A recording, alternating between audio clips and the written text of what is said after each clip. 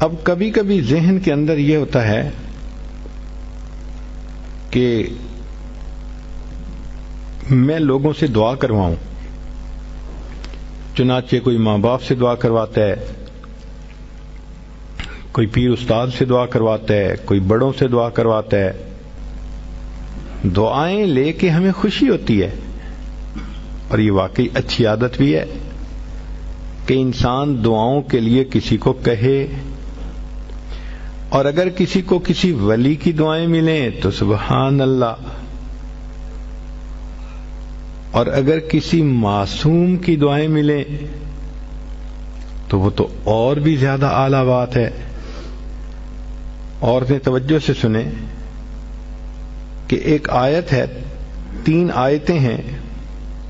معقل بن یسار رضی اللہ تعالیٰ عنہ فرماتے ہیں کہ نبی اسلام نے بتلایا کہ جو شخص ان 3 آیتوں کو صبح اور شام پڑھ لے گا تو 70,000 فرشتے اس کے لیے دعائے رحمت کریں گے.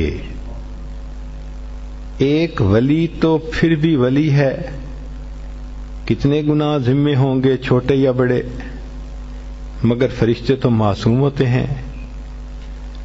فرشتے اس بندے کے لیے صبح و شام دعا کرتے ہیں.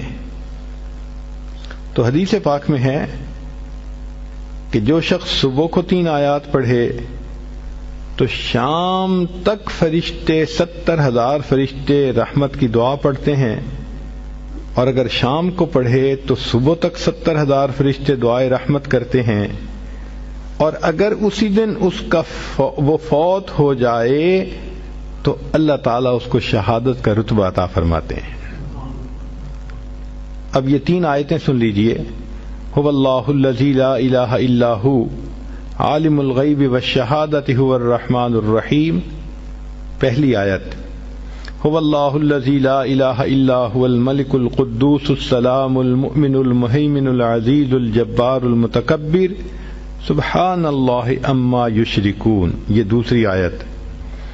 تیسری آیت، هو اللہ الخالق البارئ المصور له الاسماء الحسنى یسبح له ما فی السماوات والارض وهو العزیز الحکیم.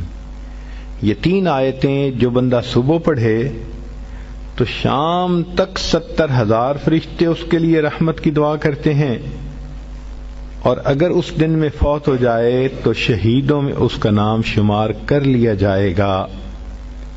ہمیں تو چاہیے کہ ہم اس عمل کو جزو زندگی بنا لیں. 3 آیتوں کو پڑھنا کون سا مشکل کام ہے، اور دیکھیے اجل کتنا بڑا مل رہا ہے. تو بچیاں، عورتیں کوشش کریں کہ ان آیتوں کو روزانہ پڑھ کے فرشتوں کو اپنے لیے دعا پہ لگائے رکھیں. دل کی یہ چاہت ہو کہ بس ہر وقت فرشتے میرے لیے رحمت کی دعائیں کرتے رہیں، میں ان کی رحمت کی دعاؤں میں رہوں.